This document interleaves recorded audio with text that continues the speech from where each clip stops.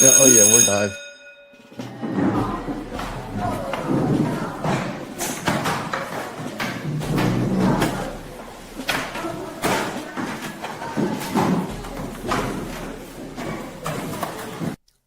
Hey, I'm T.A. Charlie, and welcome to the Road to Concord with Professor Joe Bakanovic. Homeroom is on Rumble. You just go to Rumble and search the channels for the Road to Concord. It's one word. When you find it, you go ahead and you click follow. It might mean you got to set up an account, but it's fast, it's easy, it's free. I did it, you can do it. For those technologically challenged members of the class, you can also catch us on Facebook and YouTube. After the show, it's uploaded to Podbean, iHeartRadio, Spotify, and BitChute. Just look for The Road to Concord. You can go to the blog page, that's theroadtoconcord.com. That's where you'll find all your show notes, study notes, and handouts for the class. The phone is working. If you don't know how to call in, email us and we'll think about it. Finally, you can email a professor at joe@theroadtoconcord.com. He's a little slow, but he'll eventually get around to emailing you back. This show is currently mainly listener-sponsored. If you are interested in advertising your business on the show, please email us. With that said, we ask for your participation on a value-for-value basis. If you find our show of value to you, then you provide an equivalent portion of your labor and treasure through the donate link on the Road to Concord blog page, the show description on Rumble, and in the comments on the other streams. And thank you to all of you who have and will support this show.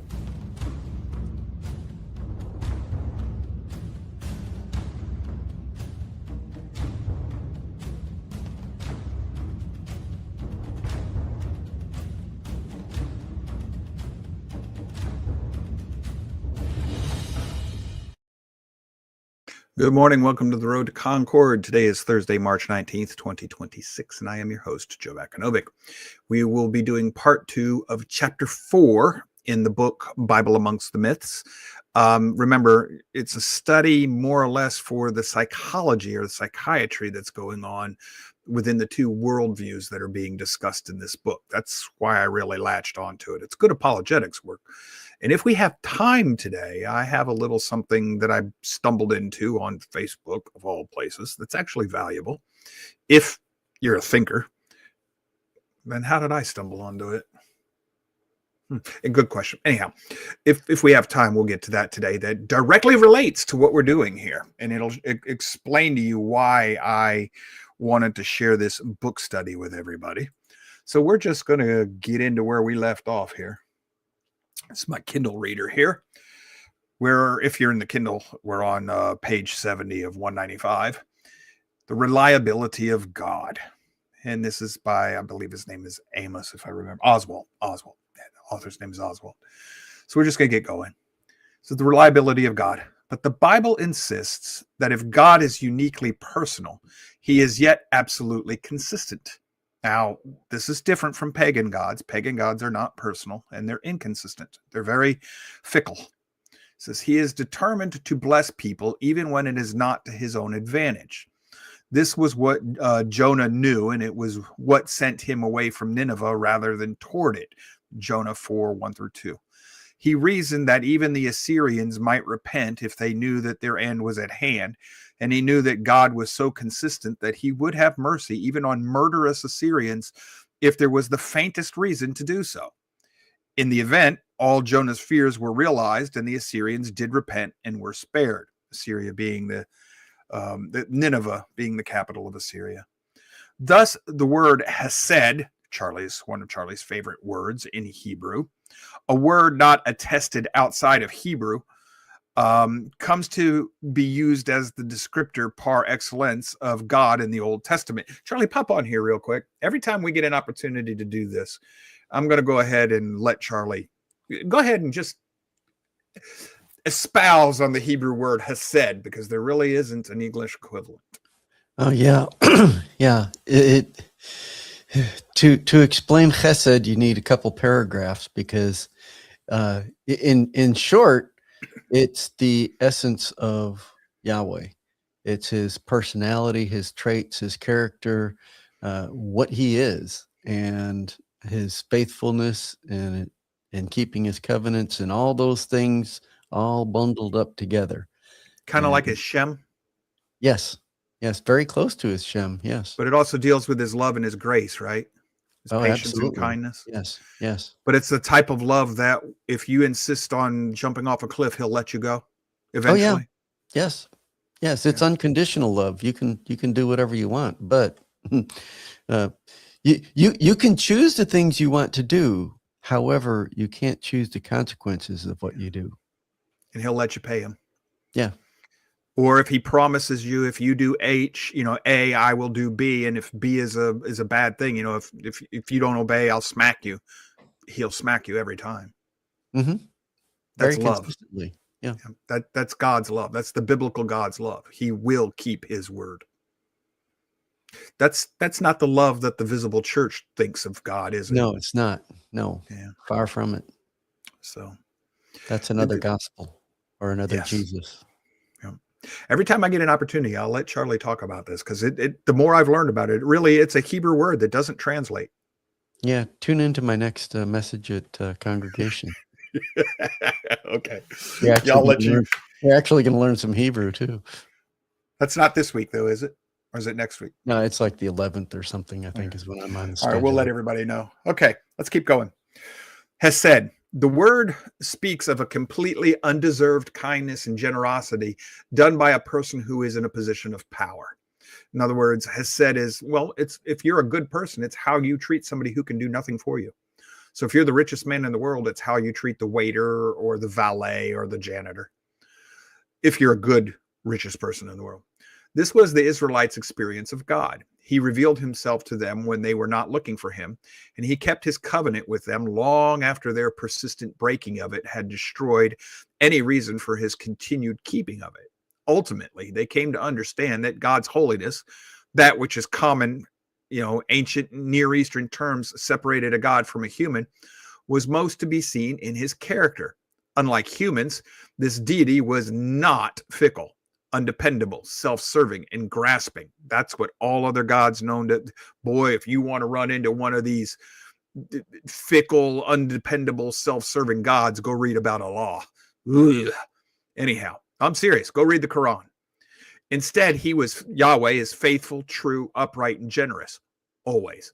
So the typical description of him found throughout the Old Testament is that he is patient, slow to get angry, merciful, kind, and true. He is just in that he does not suspend cause and effect for his favorites, but he does limit those effects to 3 or 4 generations, whereas he extends the effect of obedience to thousands of generations. Also, when you run into a scoffer who says the God of the Bible was an evil, hateful, vengeful murderer, no, that's still his Hesed. If you understand why Yahweh ordered certain peoples to be destroyed, you're going to have to understand. You want to be in next Tuesday's show on Genesis chapter 6, because that's why it was done. What Yahweh was doing was purging evil bloodlines that would have eventually destroyed his people. So it was a spiritual war, and he was exhibiting his Hesed for his people over that of the devil's people. He was taking sides with his faithful people, and that is Hesed. So the only reason you would think that the God of the Bible was evil and wicked is if you're on the devil's side. Whoopsie. Anyhow, we continue. God is suprasexual. Another distinction between God and humans in the Bible is that God is not sexed. And this is true. If you're reading in the Hebrew is a romantic language. It has, masculine and feminine gender. And by the way, gender, how many genders are there? There's only 3. What? Joe, there's only 2. No. Gender is actually a linguistic term. Most people use it for sex, and it's become known as sex, but that's not what the word means. There's either masculine, male, feminine, or neuter. And I don't think there's a neuter in the Hebrew. There's only masculine and feminine. And Yahweh is referred to in both cases at different places. Like when Yahweh is referred to as wisdom, he's feminine. Yes, sir? Yep. No neuter in Hebrew. But there's der, die, and das. Yeah, in German. Yes. But in Hebrew, only 2. And that's what we mean by romantic languages. That's interesting. Yeah, that is interesting. So anyhow, God is not sexed. As a result, sexuality has nothing to do with the ultimate reality in the biblical understanding. First of all, we note that creation is accomplished without any recourse to sexuality, as opposed to pagan thinking. In the myths, the gods come into existence through sexual means, reproduce themselves through their sexuality, and make a world that is reflective of their sexuality. In the Bible, there is nothing of that sort. Gender and its accompanying sexual activity is an attribute of creation, but it plays no part at all in the production of creation. And by the way, as an aside, when you see female angels, that's people who haven't read the Bible. Woman was made out of man. So the angels are masculine in the image of Yahweh or whatever. They're masculine. You're never told anywhere in the Bible of anything other than masculine angels, spiritual beings. They're all of a masculine sense. Woman is unique in the universe. So ladies, don't be thinking that I'm one of these chauvinists that, the feminists would hate. I understand that y'all hold a very unique place in Yahweh's creation. It's one of the reasons the angels were so, tempted into falling. Anyhow, again, next Tuesday, chapter 6, Genesis. Continuing, it says, this is so because the biblical God is a suprasexual, above sex. He is never said to have a consort. He never has intercourse with anyone, and he produces no divine or semi-divine children. The New Testament, wait a minute, what about Jesus? Jesus is Yahweh, just in male form, masculine human male form. The New Testament, quite unlike the myths that would celebrate God's impregnating a virgin and getting a hero from her womb, is at great pains to avoid all those connections. The Son is not God's child, some semi-divine hero like Achilles. He is God himself in human flesh, produced not through a tryst between a virile God and a particularly desirable woman, but by the divine spirit's overshadowing of a particularly virtuous maid. That's a problem for you there, Mormons, if I remember my Mormonism correctly, Charlie. And I think I got that right. Yep. Yeah. There's a lot in this book that if you're aware of the world, this book gives you a lot. And that's the reason we're going through this study. It's a springboard for me to comment on. And it's not because of Hail Joe. It's because of, hey, let me weave the fireflies together for you. Everything that we've been teaching for the last 5 years, this book helps weave a lot of them together. He continues, we in the West have grown up with the idea that God is suprasexual, and so the idea is commonplace to us. But the fact is, it is an incredible concept in its historical and cultural setting. Outside of Israel, all gods or goddesses are sexed. And while there are myths where the sexuality of the deities is not the main feature, that characteristic is never far below the surface. The deities are either sexually male or sexually female, and they function in those terms alone. By the way, Allah had 3 daughters. Where'd they come from? And when they tried to execute Muhammad because he lied, because it's supposed to be only Allah, polytheism, and Muhammad said, oh no, he's got 3 daughters, which he said to try and appease some of the polytheists in his religion. Muhammad said, oh well, those are the satanic verses. The devil overcame me and I misspoke because it was Satan that did it. How easily that was done. And this is also how you know that Allah is Bel. Bel had 3 daughters, and Bel consorted with the sun goddess. And when you go to canon, they just switch places. The names are spelt the same. They just switch places. And it's Baal, the sun god, and whatever the heck his moon goddess name was. But this is the types of things I'm trying to knit together, the fireflies. Oswald continues, he says, but it may be asked, if God is supersexual, then why are exclusively male terms used for him? The answer is fairly straightforward. The Hebrews wish to describe a God who, while he is not sexed, is yet fully personal.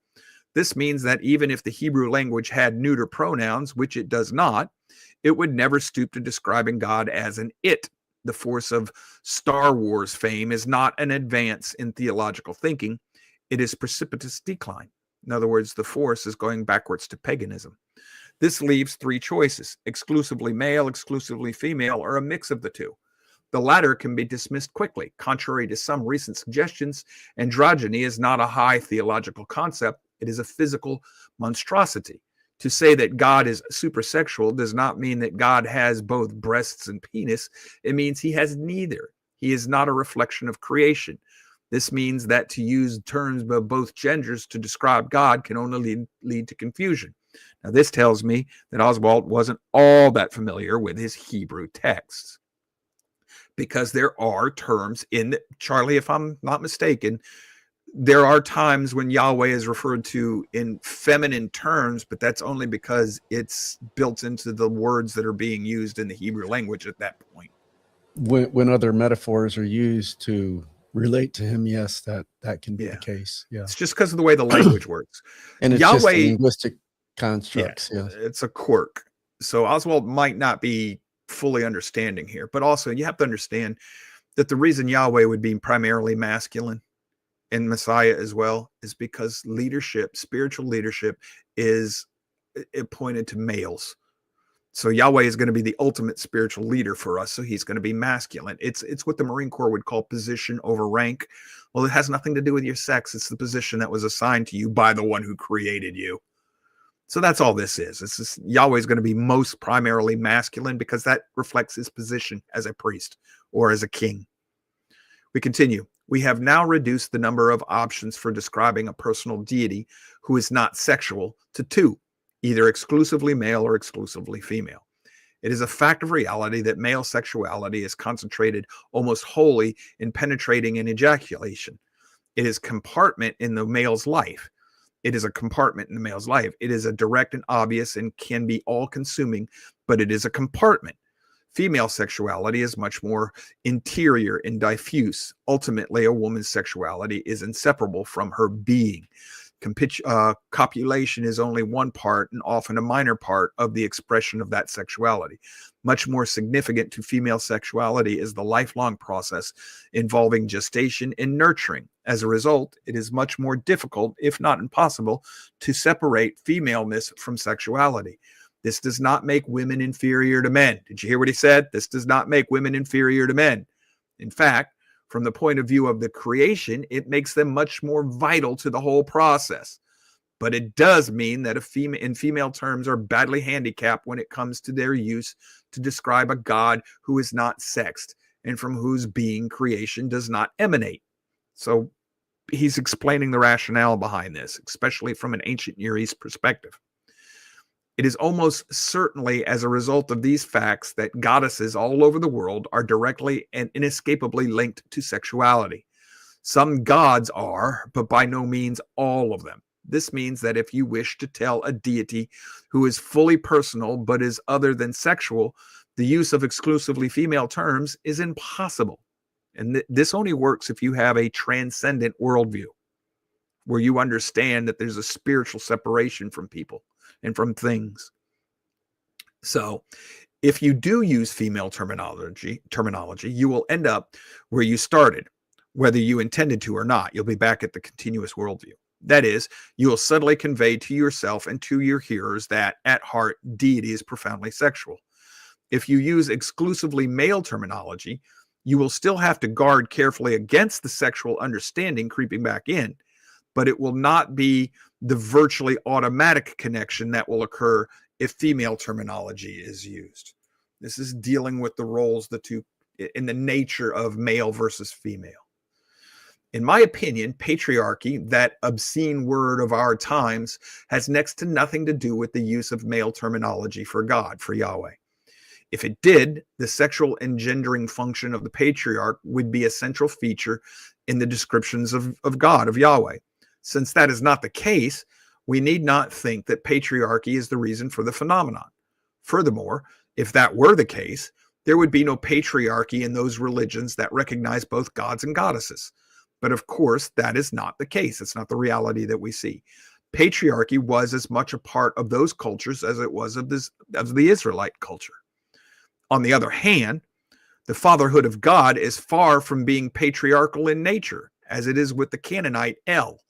That's just a El. Elohim, that's the singular word of Elohim, and it is used in just about every Semitic language. So you're going to find that anybody using a Semitic language, you're liable to find that word El to use for God or spiritual being. And you'll find some scoffers who say, well, see, that's the El of the Bible. So the Bible just stole the El God from the Canaanites. No. No. Just like the Muslims will just tell you that Allah is a similar Arabic word for El, like Elohim. No, it isn't. It isn't. Not exactly. You have to study Arabic, but it's not a direct equivalent to El.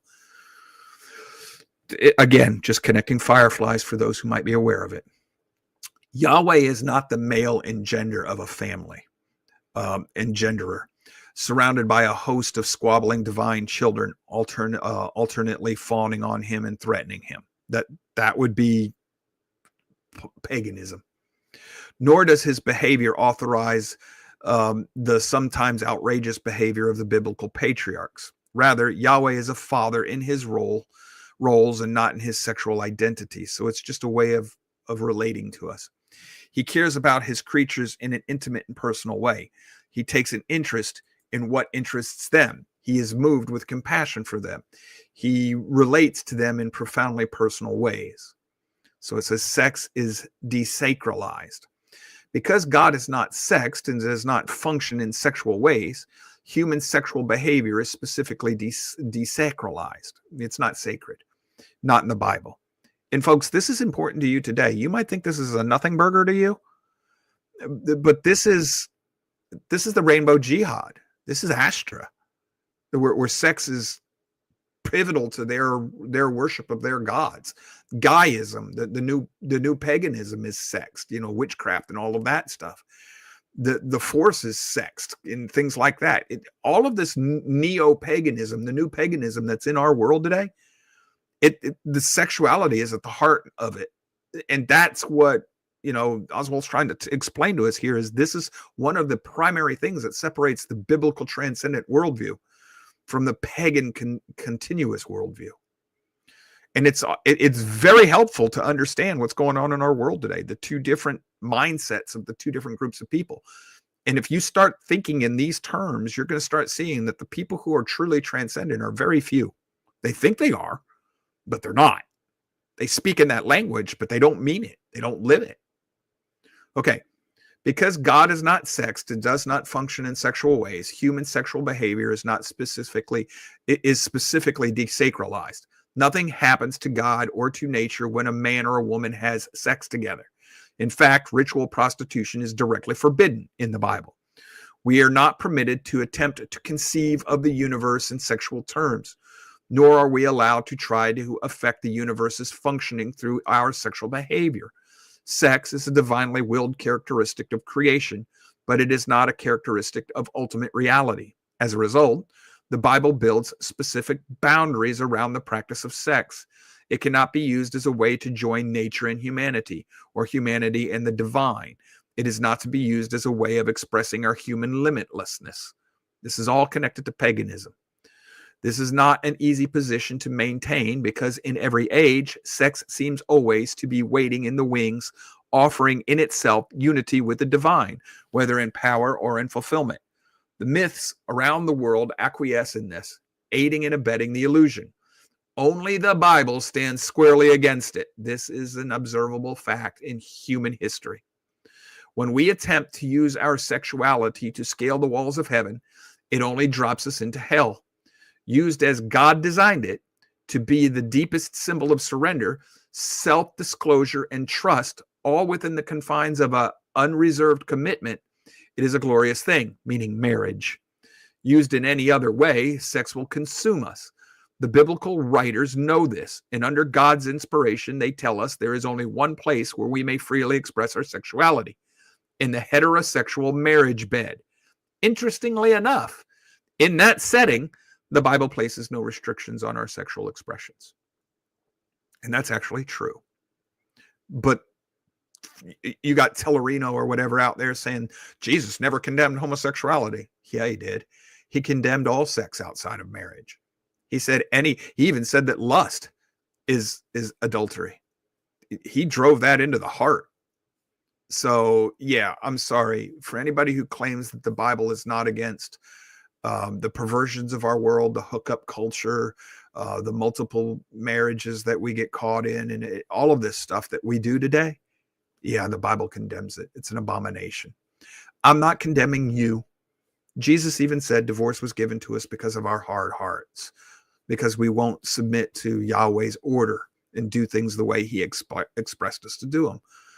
It's because we won't take our marriages seriously, our vows and our commitments. It's because we're not as serious about living for Yahweh as he is about living for us.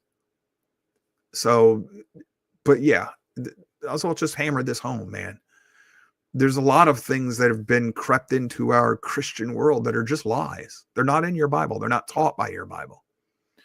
Discernment. If you have spiritual discernment, you should be able to see one from the other, the lie from the truth. And if you can't, if you get caught up in the lie rather than the truth, at the very best, you have scales over your eyes. At the very best. Worst case, you're doing all sorts of things in the Messiah's name, but he doesn't know you. That's a scary passage, folks. Book continues. But it is suggested by some today that the restrictions against incest, homosexual practices, bestiality, and prostitution in all of its forms are work of some rural patriarchal prudes. Is that true? Are the prohibitions of these behaviors merely the shocked reactions of the Israelite hayseeds at the freedoms of their liberated cosmopolitan city cousins, the Canaanites? I think not. If that were the case, we should expect to find the same kinds of prohibitions among such people as the Edomites and the Moabites, even more rural than the Israelites. But there is no evidence of these being the case.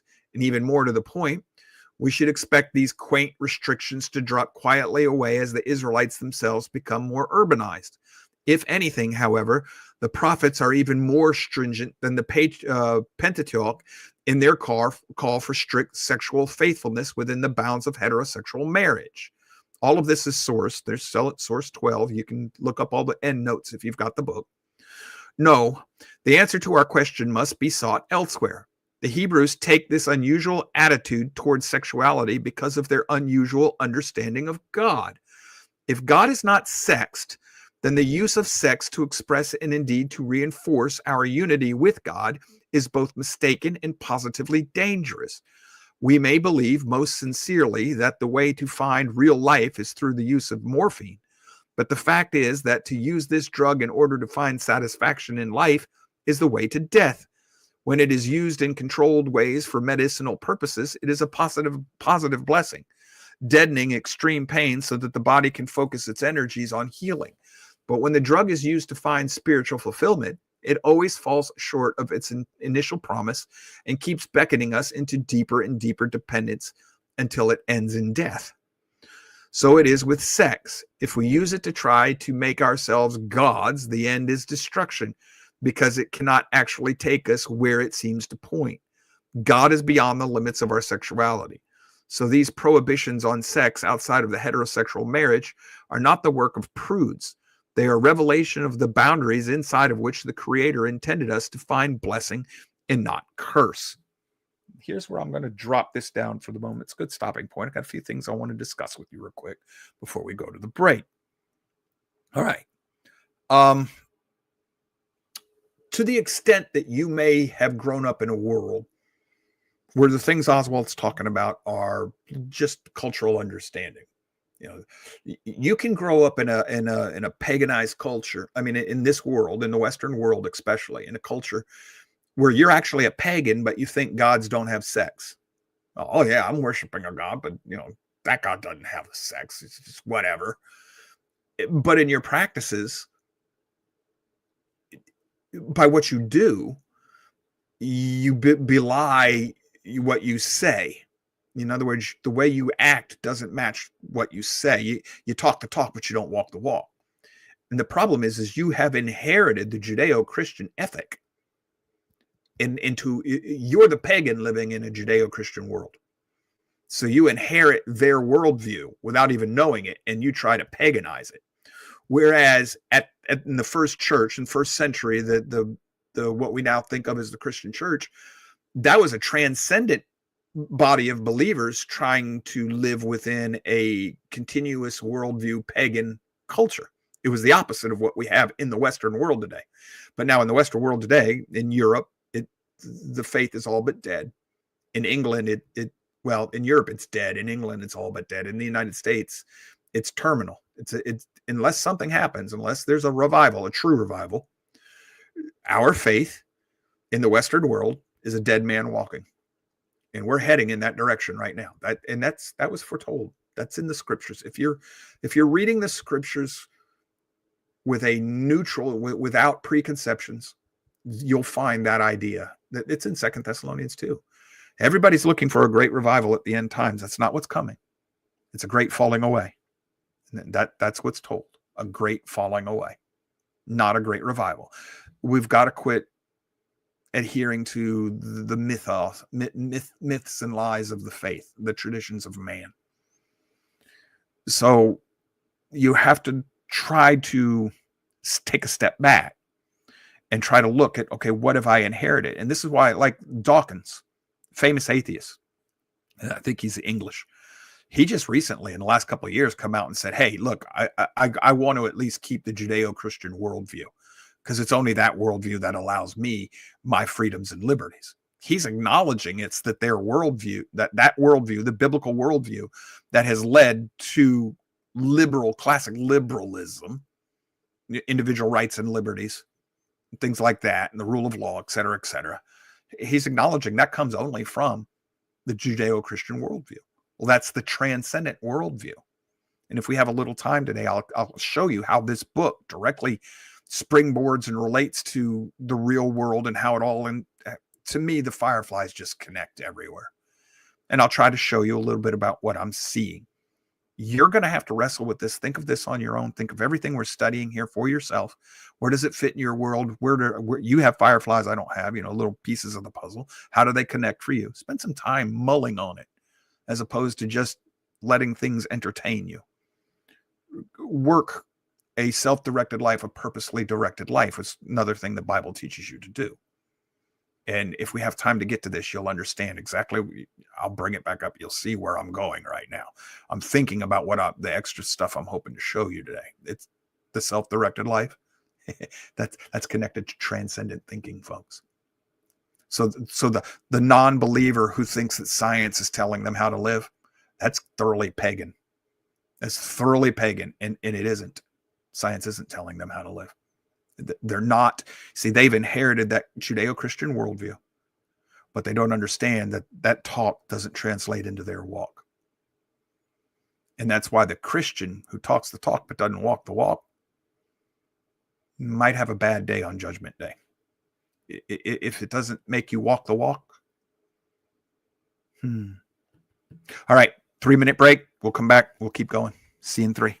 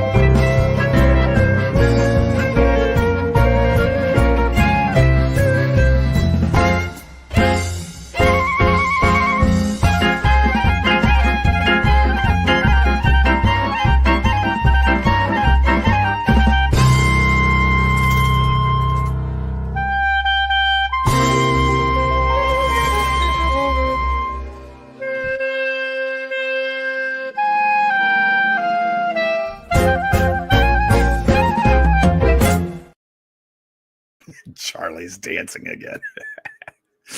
Let's just keep going here. Okay. Excuse me. We left off here.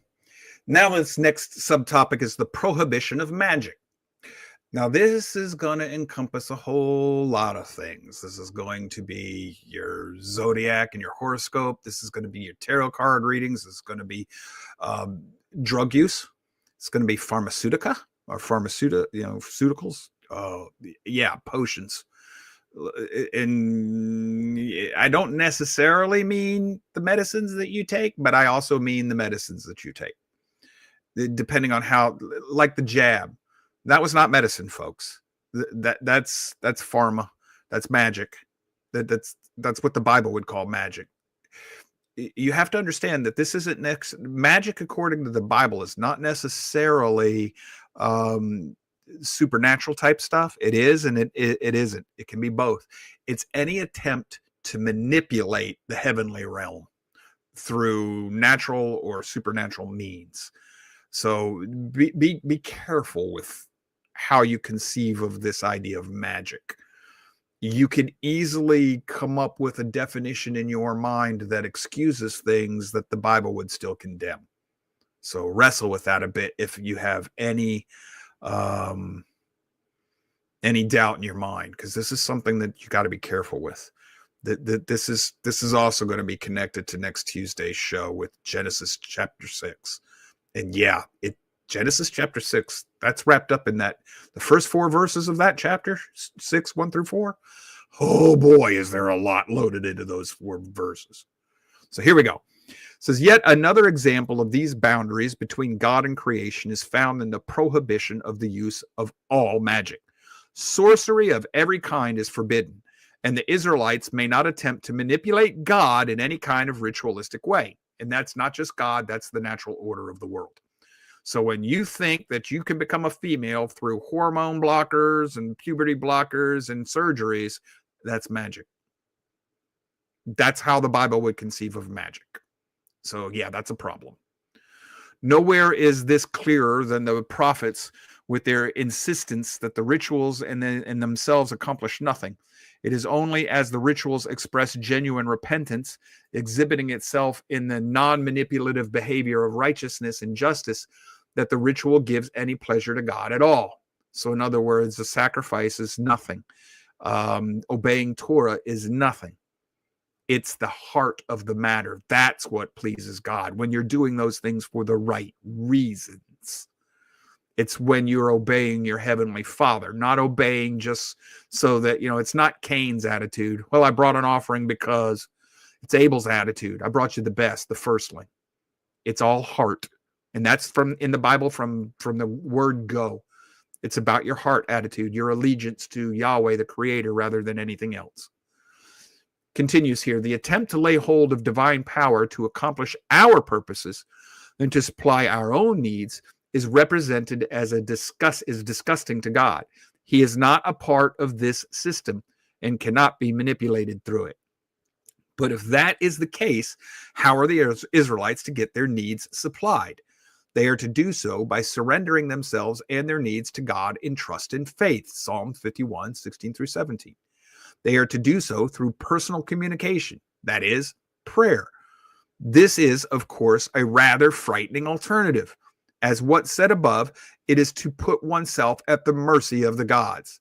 But unlike the fickle gods, who sometimes bless their human worshipers, but who also sometimes use those worshipers to aggrandize themselves, the biblical God is faithful. Yahweh's faithful, keeping his word no matter what the cost. He longs to bless his people if they will only surrender their own attempts to get what they want without commitment and trust him. But the price of self-surrender is a high one, and we often find the Israelites slipping back into an attempt to manipulate God through magic. We do this all the time. This is the hardest part. This is what Yahweh wants. A surrendering trust and faith in him to provide. And what he says he'll provide. And when you do that, the Bible gives us many examples of how he'll provide in abundance. The more faithful you are, the more he provides. It may not necessarily make you rich and powerful, but he will bless you in ways that actually have lasting importance. You have to test him. by surrendering. You don't test him. Well, okay, well, I'll do this if you prove yourself first, God. No. He tells you, you surrender first, then I'll prove myself. That's how that works. It says this prohibition of magic calls our attention to a feature of the Israelite understanding of God that has been implicit in much that we have already observed. That is that Yahweh, the Holy One of Israel, is absolute. There is nothing and no one beyond him. There is no raw power, no meta divine outside of him that can be appealed to through magic to force our will on him, whether he likes it or not. Thus, the Old Testament teaches us the absolute is a personal spirit who is the source of all things, not because they emanate from him, but because of his creative will. He cannot be manipulated through the creation, but he intends to bless all those who will surrender their attempts to perform such manipulations. In other words, surrender to him, you're okay. And that's what he meant when he said, I am. I am that which must be. Ethical obedience as a religious response. Since we cannot relate to God in magical ways, how do we relate to him? Surprisingly, the Bible calls the Israelite to relate to him through ethical obedience. This is seen in the structure of Sinai covenant. This is a religious document detailing the terms of a relationship between a divine being and the people. It's a covenant. What is religion about among the other cultures of the ancient Near East? It is about sacrifice, ritual purity, prayer, offerings, and the like. In other words, if you do all those things, the gods owe you. You can obey the covenant of Moses, the law of Moses, 100% and still not get anything from Yahweh. Well, Cain obeyed. I have to sacrifice. Cain brought a sacrifice. He did it with the wrong heart. He got nothing for it. You can obey the law of Moses perfectly and not get saved, especially if you do it with the wrong heart.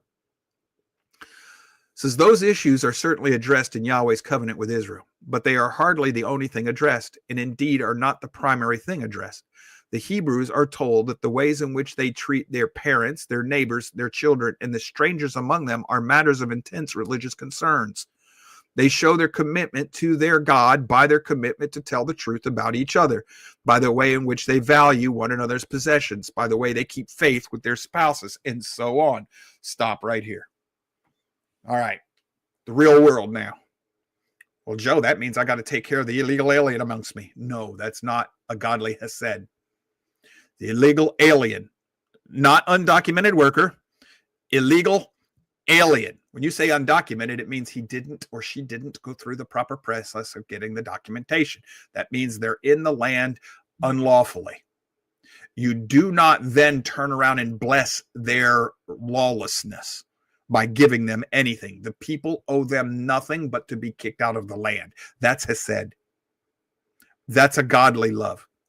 You collect them and you send them back to where they belong. Now, if they want to come back, they have to do that rightfully. They got to come through the process now. And the fact that they came here once illegally should count against them, because it tells me that their nature is to break the law for their own purposes, no matter what. So, welfare. Well, Joe, we got to take care of the widow and the orphan. So I got to take from the rich. The Bible never teaches you to do that, ever. It teaches you and I, to take care of the orphan and the widow, not the government. So render unto Caesar what is Caesar's. Care for those who cannot care for themselves was never once given to Caesar in the Bible. It's given to you and I, the believers, the faithful. So if I'm going to vote for the government to take from my neighbor to give to my neighbor, I am voting for theft. You have to look at this in a biblical way of looking at things. You can reason yourself into thinking that welfare is a righteous thing and that that's a godly way of doing it. But notice, it's the rich. The rich can pay. The rich can pay. That is coveting your neighbor's goods, his house, his wife. You're coveting what somebody else has. You can rationalize it any way you want, but you're violating a commandment. And in the process, you turn one neighbor against another. You turn the rich man against the poor man, and the poor man against the middle class, and the middle class against the rich, and the rich against the middle class. You turn neighbor against neighbor through your own lawlessness in your heart. The Bible teaches us this, if we'll bother to read it. And this is a transcendent understanding of right and wrong. Yes, sir? And it also gives those that this welfare is given to absolutely no incentive to improve their situation. Yeah, it degrades them, Yes. turns them into beggars, which is not a Yeah. good thing in their No, society, it's in not. that It's biblical not. society. That was not a good thing, especially if you're a beggar and you're able-bodied. Oh boy, that was, yeah, right up there with tax collector. Yeah. So, all right, we continue. The proportions of the Decalogue are significant at this point. The first 4 commandments may be said to address religious concerns, but the remaining 6 address social and civic ones. Say, hey, the Bible said just love God and love your neighbor. Yeah, and Jesus then turned around and said the rest of the law hangs off of these 2. Love God, that's the first 4 commandments. Love your neighbor, that's the other 6. Okay. And these same proportions continue to prevail in the specific examples that follow in Exodus 21 through 23. The same is true in the restatement of the covenant in Deuteronomy. It is this feature that gives the Sinai covenant its great significance. Can analogs due to many of the laws be found in the law codes mentioned above? Can similarities? Absolutely. And some are almost word for word the same. But what makes the Old Testament unique is that these laws are given in the context of a covenant with God. Ethics are now no longer the province of the state because the king demands this of his followers. They are instead an expression of the committed relationship with God. All right. Again, this is why I differentiate ethics with morality. Morality is a covenant with God, whether you want to be in that covenant or not. It's a covenant of creation with its creator. You can ignore the universal moral code, the 10 commandments, all you want. You will pay a price for it. You can ignore the natural law all you want, the laws of physics, the laws of mathematics, the laws of economics, et cetera, et cetera, et cetera. You will pay a price for it. Okay, that's morality. Ethics is when you obey the human king or the government. And the government decides it's okay to have an abortion. That's not a person. That's not what the moral law says. And you can claim all you want that the Bible says, well, the unborn's not a person. You can get yourself stoned for killing a pregnant woman where the baby dies. Why would that be? Because you just murdered somebody. You know, Yahweh knew Jeremiah before he knit him in the womb. He was a person before life begins at conception, which is why the woman mourned for 7 days in her time of the month, because that was a life not born, a life not made. That's how they conceived of this. So anybody who tells you the Bible would be okay with abortion does not understand the Bible. They are outside of Yahweh's kingdom. I'm sorry, they just are. They're not understanding Yahweh. There's morality, the Creator's law, and there is ethics, man's law, and those are different. And I will use those 2 words that way for as long as I live. If I ever got my doctorate in philosophy, that would be my thesis, that those 2 words should be separated from each other. We continue. And what is the basis of these ethical requirements? They are represented as being necessary because they are reflections of the character of the God to whom the Israelites belong. Ethics are no longer merely a matter of civil and social concern. Here they are made a matter of cosmic concern. That's why I think morality versus ethics is man-made. Morality is cosmic. It's God. It's eternal. Nowhere is there more clearly seen in the Leviticus 19, which can be seen as a brief summary of the covenant stipulations.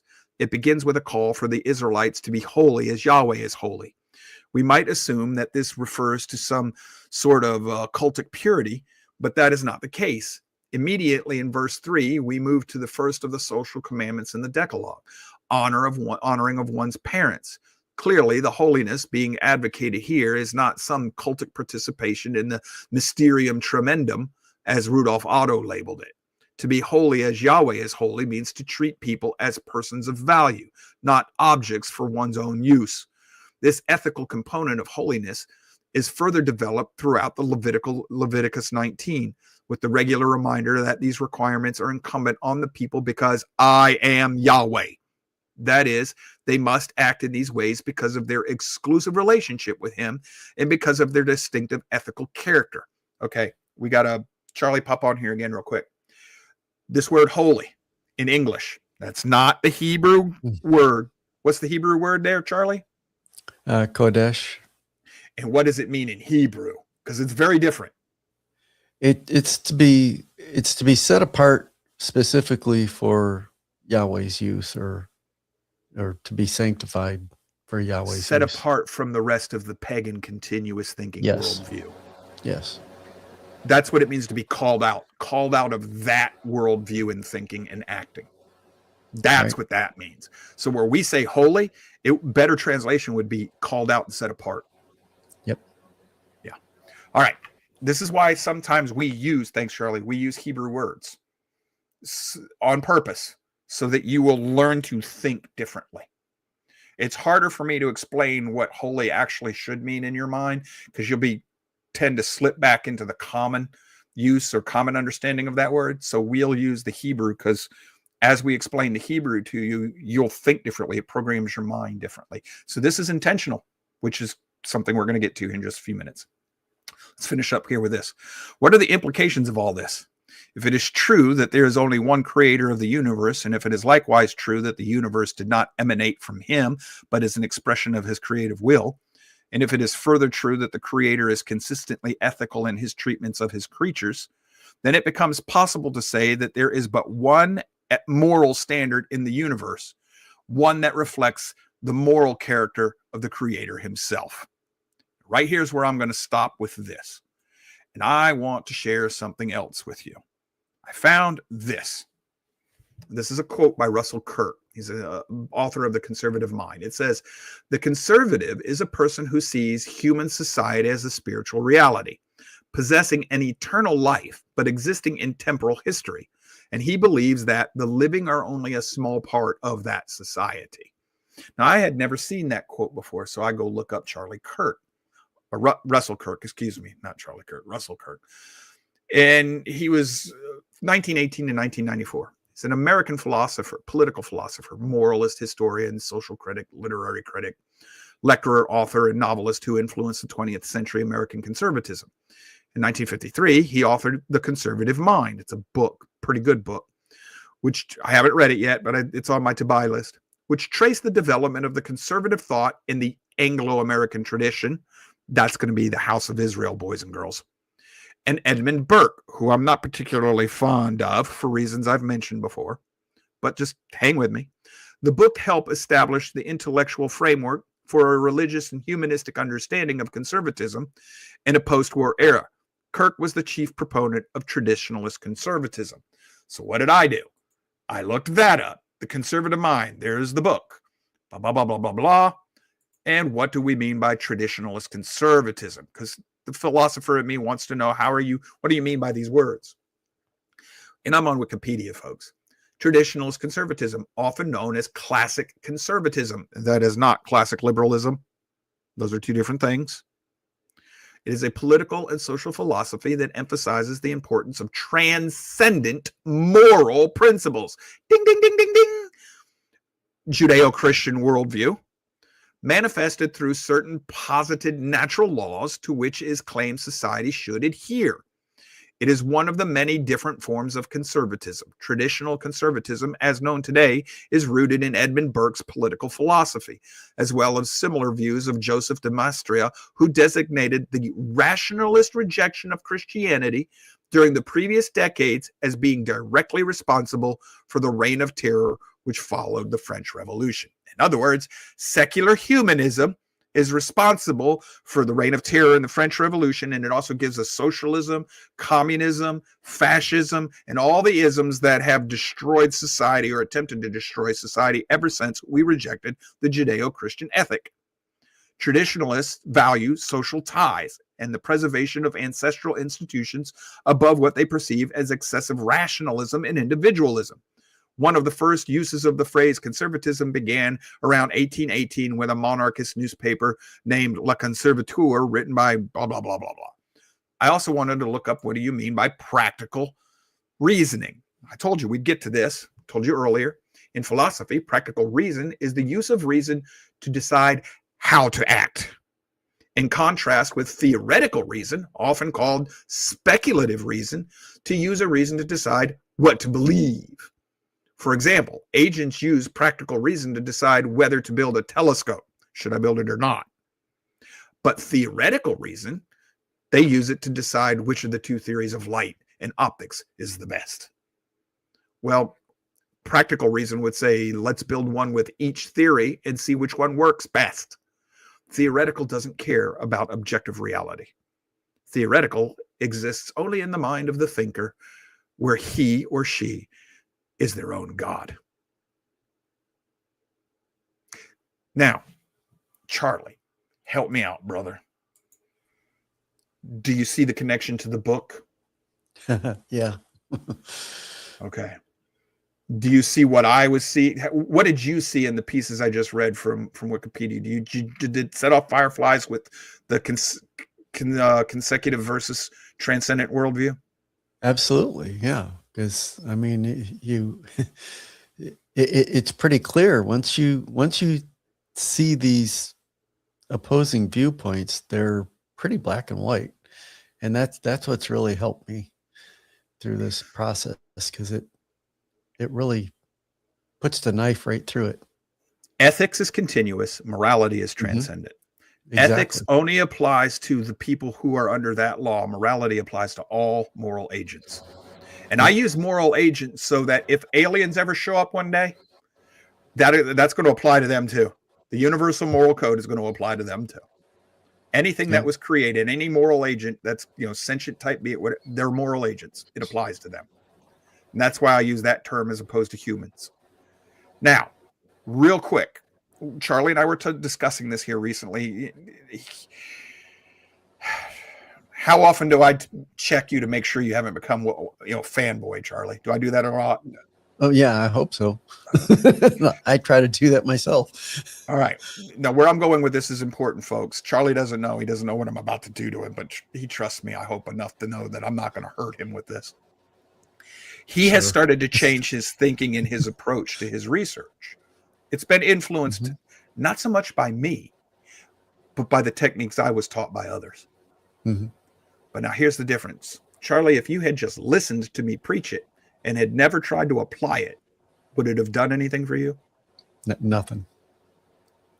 Folks, you have to find some time to go dig into some of these things. Pick something we discuss one day that interests you. Set aside some time at night, in the morning, whenever you can. Make that time. Do the work. Apply what we're showing you. And see if it doesn't start changing the way you look at the world. Because unless you do it, it won't help you. Once you start doing it, Charlie, have you found that you whip through things a lot faster than you used to? Oh, yeah. More confidence in what you've decided now? Oh yeah. It helps a lot, because and it also it's a two-edged sword, because I get more frustrated with people around me, because unfortunately many people won't pick up the books and study and do what they need to learn for themselves and prove to themselves what's going on. And so, because it takes work. I mean, I'm lazy, that's what I used to tell my troops when I was in the military. I told them, everyone is inherently lazy, and I include myself in that. So anything you can do to help me, to help you, you'll be ahead in your career. Folks, we live at a very blessed period of time.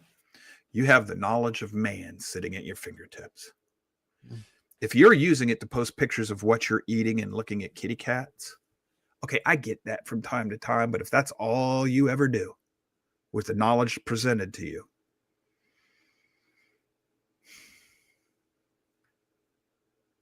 I think that's a talent hidden under a rock. Yeah. How well did that work out for that servant? Yeah. Not very well. I can only encourage and provide you with help to learn how to use these tools that we give you, the tools I've been taught, the tools that my teachers were taught by other teachers, and those teachers were taught by other teachers. To some extent, they're traditions, but these are the traditions of the universal laws. It's what we call in philosophy, it's right reasoning. It's not political right and left. It's correct reasoning, sound, valid, rational reasoning, which also produces something else. Charlie, when you make a determination now, is it because you just think or feel it's that way, or because you know? Oh, yeah. Now it's a lot easier for me to get down to the ground truth and say, okay, this is it. And I guess that's why it's making it harder for me in dealing with others, because I was screaming at my wife yesterday, and I'm like, why can't they see it? Because this, and this. So what you're telling the audience, Charlie, is you now understand why Joe has a problem with willful ignorance. Yes. Yes. And notice And I mean, what it's Kirk said in his practical, it is a purpose-driven life according to transcendent principles, i.e., a biblical life, a biblically based, biblical worldview based lifestyle. And, we were talking about, Kadesh earlier, separation for Yahweh's purposes and such. That actually happened to me a couple of years ago, because I had been laid off. Actually, I asked to be laid off, but that's another story for another day. And then the company came back to me and said, oh, we'd love you to come back part-time. And they gave me all these big paper with all these reasons why they weren't going to do what they said they were going to do for me. And, and I had issues with some of their policies and such, especially like with COVID and, all that stuff between ethics and morality. And finally, I just said, you know what?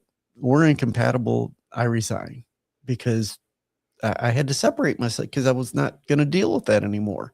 I'm like, don't be unequally yoked. Your morality is in direct opposition, or your ethics are in direct opposition to my morality. So it's like, forget it. I don't need it. And so I quit after like 3 days. And, but that's the kind of thing sometimes you got to do, because you've got to stand up for what is right. And that's what we're trying to help you do in this show, is to get to the point where it's not something you just believe. It's something you can prove it. You can, it's the difference between Christian faith and Hebrew faith. Yes. Oh, yes. Explain what I just told them, Charlie, because please. It's an active faith. I was even talking to somebody the other day, and I don't remember who it was. And somehow we got on the topic of love, and they said, love is a verb. And I'm like, thank you. That's what I've been preaching, in faith is a verb too, because it's the action. And you can back this up with the Bible, because it says in the New Testament over and over again, if your faith is void of any kind of works or anything that shows that you're actually living your faith, you don't have faith. You've deceived yourself, really. And so there is an action required in what you're doing. And the same thing with love. I mean, that's what we're talking about, this chesed of Yahweh. That's not action. Just him feeling that, oh, I love you, and, all warm and cuddly and all this stuff. It's, I am committed to you. When I say something, you can trust me. I'm not going to change. I am stability in your life, if you will trust me. Now, and you hear us all sometimes. The other gods are fickle. Yes. And you can't trust them. So I don't mean to step on you, Charlie. You're right. Yeah. I got you wound up on this one. Yeah. Sorry. You'll hear us sometimes talk about Christianity in a pejorative way. Well, we do that with the Jews as well, the same way Paul does. Not the house of Judah, not the house of Israel, but the false religions that have been created within them. Okay. You have to understand that in the modern Christian world, love and faith are feelings. Yeah. And in the Hebrew mindset, those are actual things that you do. It's the difference between a verb and a noun. It's something you do versus something that you have. Well, your knowledge, when you learn how to think properly, you have something now that you know. And that's what it means to have a defense for your faith. You know your faith is real, so you can explain it. If you cannot explain something, then you don't know it, you just feel it. And when you try to explain a feeling, you're going to sound a little gibniffy because you don't know how to explain a feeling. So you don't know it. We're trying to help you take the things that you think you know, but you actually feel, and make them into things that you know. Now, we can't do that work. You have to do it. This book is an excellent help with that because it shows you have one of two choices in your mindset of how to see the world. And one of them tells you that there must be a creator and he is transcendent. The other one, you can be your own creator.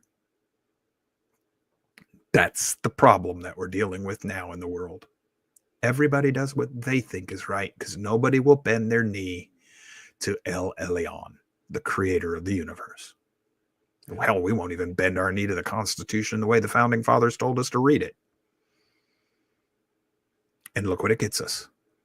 But when you trust the Father's way of doing things, when you trust Yahweh's way of doing things, you may not be rich, you may not be powerful, you may even be sick, have physical problems, but you know what you'll have?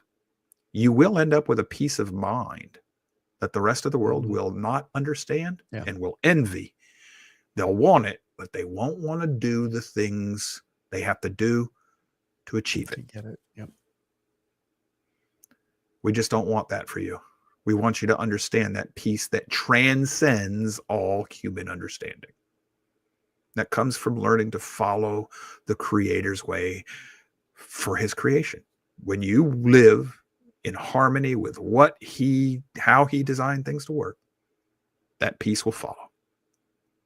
All right, Charlie, you got anything before we get out of here? Nope, that's good. Good. Tomorrow, Scepter and the Birthright. Yeah. Yee! We will wrap this chapter up next Thursday and roll into the next chapter, chapter 5, as we go. And tomorrow, the Scepter and the Birthright. So we love you. We thank you for being here. Hit those like buttons. Hit the subscribe to the show. Hit the bell so that you get notification. We're starting to produce more and more extra content. Trust me, that's a workload on Charlie and I and Natasha when she has a chance to show up. Nobody's making money here. You donate just to keep the lights on. And without those of you who are donating, this show goes away. Please keep that in mind. Literally, the audience. And if you ever want, take a look. This is not a big audience. It costs us a little money every month to keep this show on the air. Okay. Y'all are taking care of that. Y'all go away, show goes away. I'm trusting in Yahweh to take care of that. So I'll leave you with it. If you feel like helping, there's plenty of donate links around here to tell you how to do that. Just look for them. So until we see you again, wherever it may be, y'all stay safe. Take care. We love you. Bye-bye.